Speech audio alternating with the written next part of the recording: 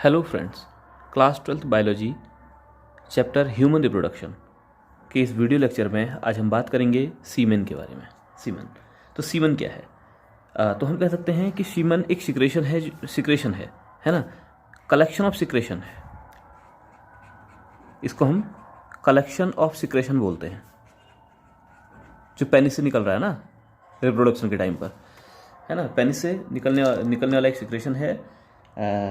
Copulation के time पर ये लिक्विड निकलेगा और ये कलेक्शन ऑफ सिक्रेशन है किस का? ऑफ नंबर 1, नंबर 2 और नंबर 3। हम जानते हैं कि जो मेल रिप्रोडक्टिव सिस्टम है इसमें कुछ ग्लैंड्स प्रेजेंट रहती हैं, है ना। ये ग्लैंड्स कौन कौन सी हैं? अगर इस डायग्राम को देखें तो इसमें एक ग्लैंड है सेमिनल वेसिकल, ग्लैंड है प्रोस्टेट ग्लैंड और बल्बो यूथीरियल ग्लैंड। ठीक, 3 तरह की ग्लैंड आपको प्रेजेंट है, seminal vesicle, prostate gland and bulbourethral gland. तो इन ग्लैंड का सिक्रेशन है ये, है ना। इन ग्लैंड से निकलने वाला सिक्रेशन प्लस स्पर्म, है ना। स्पर्म जो कहाँ बनेंगे? टेस्टिस के अंदर बनेंगे। इन सबके सिक्रेशन को मिलाकर सीमेन का फॉर्मेशन होगा, है ना। तो सीमेन सिक्रेशन है किस का? कलेक्शन ऑफ सिक्रेशन ऑफ, सबसे पहला है seminal vesicle, second thing is prostate gland,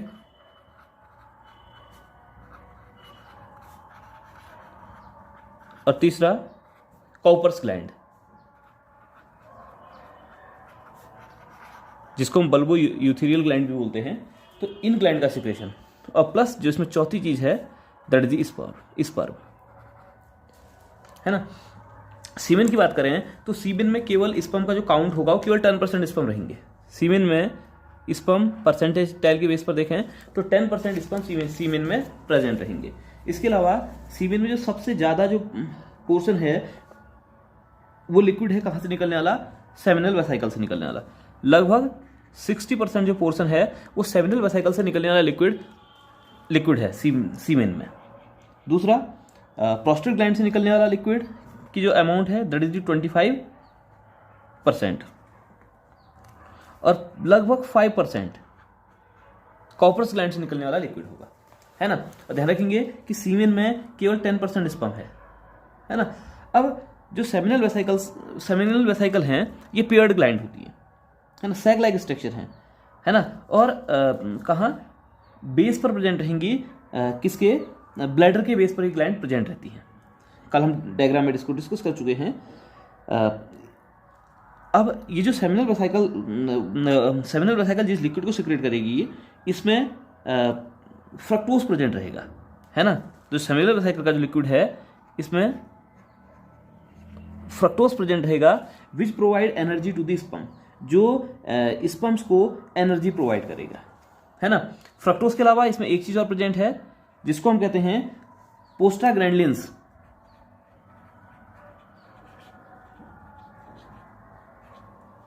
prostaglandins hormone है, ये एक तरह का हार्मोन है प्रोस्टाग्लैंडिन हार्मोन। ये क्या करेगा? जब जो सीमेन है ये फीमेल रिप्रोडक्टिव ट्रैक में जब ये सीमेन पहुंचेगा, है ना, तो वहां को ये फीमेल रिप्रोडक्टिव ट्रैक के कॉन्ट्रैक्शन को स्टार्ट कर देगा। फीमेल रिप्रोडक्टिव सिस्टम में जो मसल्स का कॉन्ट्रैक्शन है उसको स्टार्ट करेगा प्रोस्टाग्लैंडिन। सेकंड चीज है प्रोस्टेट ग्लैंड लगभग 25% सीमेन के वॉल्यूम को कंस्टिट्यूट करती है, उसको बनाती है। और इसमें कैल्शियम, फॉस्फेट, बाइकार्बोनेट ये सारी चीज़ें होंगी इसके प्रोस्टेट ग्लैंड से निकलने वाले लिक्विड में। ये स्पर्म्स को एक्टिवेट करने का काम करेंगी, है ना। स्पर्म को एक्टिवेट करने का काम करेंगी जिससे कि स्पर्म क्या कर सकें? फीमेल जेनिटल ट्रैक में आसानी से स्विम कर सकें, उसमें आसानी से तैर सकें। बल्बो यूथीरियल ग्लैंड, ये देखिए प्रोस्टेट ग्लैंड सिंगल है, सेमिनल वेसिकल पेयर्ड है। कॉपर्स ग्लैंड या बल्बो यूथीरियल ग्लैंड भी पेयर्ड है ना। और ये 5% सीमेन को कंस्टिट्यूट करेगी। इसमें भी प्रोस्टाग्लैंडिन होगा जो फीमेल रिप्रोडक्टिव ट्रैक के मस्कुलर कॉन्ट्रैक्शन को इंक्रीज करेगा। तो इन सारी चीज़ों से मिलकर सीमेन का फॉर्मेशन होगा। और सीमेन की अगर पीएच की बात करें, है ना, तो what is the pH of semen? Semen की अगर पीएच की बात करें तो इसका पीएच लाइज करता है 7.35 से 7.50 मीन्स सीमेन इज एल्कलाइन, ये एल्कलाइन है। क्लियर? एक इजैकुलेशन में, है ना, जो सिंगल इजैकुलेशन होगा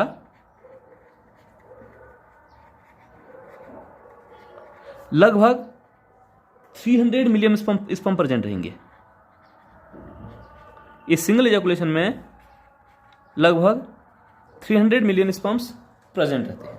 तो सीमेन क्या है? सीमेन एक कलेक्शन ऑफ सिक्रेशन है, release from secreted from seminal vesicle, prostate gland, Cowper's gland, and it also contain sperm, है ना। तो स्पर्म कहाँ बनेंगे? स्पर्म का फॉर्मेशन होता है टेस्टिस में, है ना। और ये स्पर्म जो फॉर्मेशन की जो प्रोसेस है, ये प्रोसेस कराएगी स्पर्मेटोजेनेसिस। ये पूरी प्रोसेस, इस पूरी प्रोसेस को हम स्पर्मेटोजेनेसिस के नाम से जानते हैं। क्लियर? और सीमेन इजेक्ट होगा पेनिस से ड्यूरिंग इजैकुलेशन। हम कह सकते हैं semen eject from penis during ejaculation. ठीक है, इजैकुलेशन के टाइम पर सीमेन इजेक्ट होगा, सीमेन बाहर निकलेगा पेनिस से, और बहुत इंपॉर्टेंट रोल प्ले करता है, क्योंकि सीमेन में ही क्या होंगे? स्पर्म्स होंगे, है ना। और सीमेन के कारण ही स्पर्म क्या करते हैं? फीमेल रिप्रोडक्टिव ट्रैक्ट में आसानी से मूव कर पाते हैं और आसानी से एग तक पहुंचेंगे। और जब स्पर्म एग तक पहुंचेगा, जब स्पर्म कहाँ पहुंचेगा? एग के पास पहुंचेगा, तब जाकर रिप्रोडक्शन की प्रोसेस को क्या करेगा? ये कंप्लीट करेगा। तो सबसे पहली चीज़ थी हमारी सीमेन। तो सीमेन के बारे में हमने देखा। और दूसरा जो टॉपिक इसमें आएगा, ये आएगा hormonal control of male reproductive system, है ना। तो जो मेल रिप्रोडक्टिव सिस्टम है, इस पर हार्मोन्स का क्या कंट्रोल रहता है, किस तरह से अंडर हार्मोन कंट्रोल, हार्मोन के अंडर कंट्रोल में किस तरह से मेल रिप्रोडक्टिव सिस्टम काम करता है ना। तो नेक्स्ट टॉपिक है मेल रिप्रोडक्टिव सिस्टम। इसमें हम हार्मोनल कंट्रोल, है ना। देखिए, हार्मोन को सिक्रेट करने वाली जो ग्लैंड्स हैं, इन ग्लैंड्स को एंडोक्राइन ग्लैंड कहा जाता है ना। तो हार्मोन कहाँ से सिक्रेट होते हैं? ये हार्मोन एक केमिकल मैसेंजर से हैं which are secreted from the endocrine gland. Endocrine gland majorly ductless gland होती हैं, है ना। एंडोक्राइन ग्लैंड डक्टलेस ग्लैंड है, और इनसे निकलने वाले जो केमिकल सब्सटेंसेस हैं उनको हम हार्मोन्स कहते हैं, है ना। तो कोई भी सिस्टम हो, उस पर जो मेजर कंट्रोलिंग होगी वो होगी हाइपोथैलेमस की। ठीक, तो एक ग्लैंड है हाइपोथैलेमस, ये कहाँ प्रेजेंट है? ब्रेन में प्रेजेंट है ना। ब्रेन का पार्ट है हाइपोथैलेमस। ये जो हाइपोथैलेमस है, ये एक हार्मोन सिक्रेट करती है जिसका नाम है गोनेडोट्रोपिन रिलीजिंग हार्मोन, है ना। ये जो हार्मोन सिक्रेट करेगी, this hormone is commonly called gonadotropin releasing hormone, है ना। गोनेडोट्रोपिन रिलीजिंग हार्मोन, ये गोनेडोट्रोपिन रिलीजिंग हार्मोन एक्ट करता है पिट्यूटरी ग्लैंड पर, है ना। पिट्यूटरी ग्लैंड के एंटीरियर पार्ट पर एक्ट करेगा,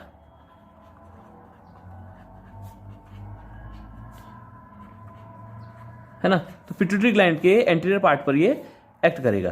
पिट्यूटरी ग्लैंड भी ब्रेन में ही प्रेजेंट है, और हाइपोथैलेमस के जस्ट नीचे ये प्रेजेंट रहेगी। बोनी कैविटी सेला टॉर्सिका के अंदर ये सिचुएटेड रहती है ना।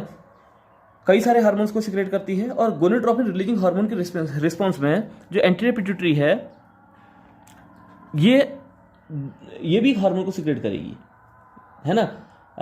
गोनेडोट्रोपिन हार्मोन को सिक्रेट करती है ये गोनेडोट्रोपिन हार्मोन।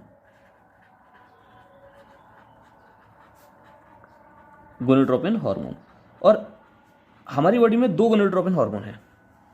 कौन कौन से? एक हार्मोन है FSH, फॉलिकल स्टिमुलेटिंग हार्मोन, और दूसरा है LH, है ना। The first one is the follicle stimulating hormone और दूसरा है LH। ये दोनों ही हार्मोन टेस्टिस में एक्ट करेंगे, है ना, ये दोनों ही हार्मोन का एक्ट करेंगे, टेस्टिस में एक्ट करेंगे। एज वी नो कि जो टेस्टिस है, टेस्टिस के अंदर सर्टोली सेल्स हैं, है ना, टेस्टिस के अंदर कौन सी सेल्स हैं, सर्टोली सेल्स हैं। तो ये सर्टोली सेल्स के ऊपर एक्ट करता है, या हम कह सकते हैं कि ये हार्मोन टेस्टिस में एक्ट करेगा और टेस्टिस में एक्ट करने के बाद ये स्पर्मेटोजेनेसिस की प्रोसेस को स्टिमुलेट करेगा, स्टिमुलेट स्पर्मेटोजेनेसिस, है ना, स्पर्मेटोजेनेसिस की प्रोसेस को स्टिमुलेट करेगा कौन, FSH, है ना। और दूसरा ये हार्मोन, ये LH हार्मोन भी टेस्टिस में एक्ट करेगा और टेस्टिस की लिडिक सेल्स के ऊपर एक्ट करेगा, लिडिक्स सेल के ऊपर एक्ट करेगा। और ये लिडिक सेल इस LH के रिस्पॉन्स में एक नए हार्मोन को सिक्रेट करेंगी जिसका नाम है टेस्टोस्टेरोन, है ना, ये एनर्जी रिलीजिंग हार्मोन भी है ये। और ये टेस्टोस्टेरोन सेकेंडरी सेक्सुअल कैरेक्टर को इनिशिएट करने में इंपॉर्टेंट रोल प्ले करता है ना, या फिर बॉडी को एनर्जी वगैरह भी ये कई बार प्रोवाइड करता है। साथ साथ मैंने कहा ना, जो FSH है ये एक्ट करता है सर्टोली सेल्स के ऊपर। अभी सर्टोली सेल्स के ऊपर एक्ट करेगा तो सर्टोली सेल्स क्या करेंगी, स्पर्मेटोजेनेसिस को स्टिमुलेट करेंगी और एक हार्मोन और निकालेंगी, है ना। सर्टोली सेल्स से एक हार्मोन निकलेगा जिसका नाम है इनहिबिन, है ना। ये इनहिबिन हार्मोन, जब ये इनहिबिन हार्मोन निकलेगा तो ये एक्ट ब्लड के थ्रू कहाँ पहुंचेगा, एंटीरियर पिट्यूटरी ग्लैंड में पहुंचेगा। और एंटीरियर पिट्यूटरी ग्लैंड में पहुंचने के बाद गोनाडोट्रोपिन हार्मोन्स को, FSH और LH के सिक्रेशन को क्या कर देगा, बंद करने के लिए कहेगा, है ना। और ऐसे ही जैसे ही टेस्टोस्टेरोन की अमाउंट ज़्यादा बढ़ जाएगी तो ये टेस्टोस्टेरोन एंटीरियर पिट्यूटरी में पहुंचेगा,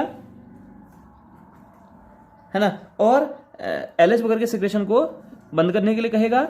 और साथ ही this hormone also act on hypothalamus, और हाइपोथैलेमस से गोनाडोट्रोपिन रिलीजिंग हार्मोन के सिक्रेशन को क्या करेगा, बंद कर देगा।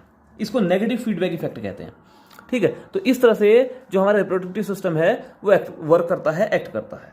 तो मेल रिप्रोडक्टिव जो सिस्टम पर हार्मोनल कंट्रोल की बात करें तो हाइपोथैलेमस जो ग्लैंड है ये गोनाडोट्रोपिन रिलीजिंग हार्मोन को सिक्रेट करेगी। This hormone act on the anterior pituitary gland, और in response of the gonadotropin releasing hormone this anterior pituitary gland secrete gonadotropin hormone, and there are two gonadotropin hormone, the one is FSH follicle stimulating hormone and second is LH। और ये कहाँ act करते हैं, testis में act करते हैं। Testis की Sertoli cells पर एक्ट करेगा FSH, और सर्टोली सेल्स पर एक्ट करने का सर्टोली सेल्स को इस तरह के मैसेंजर को सिक्रेट करेगी जो स्पर्मेटोजेनेसिस को या स्पर्म फॉर्मेशन की प्रोसेस को इनिशिएट करेगी, स्पर्म फॉर्मेशन की प्रोसेस को इनिशिएट करेंगी। और साथ साथ सर्टोली सेल्स इनहिबिन हार्मोन को भी सिक्रेट करेंगे। ये इनहिबिन हार्मोन जैसे इस इनहिबिन की अमाउंट बढ़ेगी तो ये एंटीरियर पिट्यूटरी में ब्लड के थ्रू पहुंचेगा और एंटीरियर पिट्यूटरी से FSH और LH के सिक्रेशन को क्या कर देगा, बंद कर देगा, है ना। और ऐसे ही जो LH हार्मोन है, ल्यूटिनाइजिंग हार्मोन इसको बोलते हैं, ल्यूटिनाइजिंग हार्मोन इसका नाम है। This luteinizing hormone release from the anterior pituitary gland and it act on the Leydig cell of testis, है ना, जो इंटरस्टिटियल सेल भी बोलते हैं इसको, लिडिक सेल भी बोलते हैं, इन सेल्स के ऊपर एक्ट करेगा। और ये सेल क्या करेंगी, LH के रिस्पॉन्स में टेस्टोस्टेरोन को सिक्रेट करेंगी, है ना। और टेस्टोस्टेरोन रिप्रोडक्टिव ट्रैक पर एक्ट करेगा या अदर ऑर्गन्स पर एक्ट करेगा। सेकेंडरी सेक्सुअल कैरेक्टर भी इसी से क्या होंगे, डेवलप होंगे। टेस्टोस्टेरोन के अमाउंट बढ़ने पर नेगेटिव फीडबैक इफेक्ट होगा। This testosterone reach to the anterior pituitary and hypothalamus and stop the secretion of gonadotropin releasing hormone and gonadotropin hormone. तो इस तरह से हार्मोनल कंट्रोल होगा रिप्रोडक्टिव सिस्टम के ऊपर। Thank you.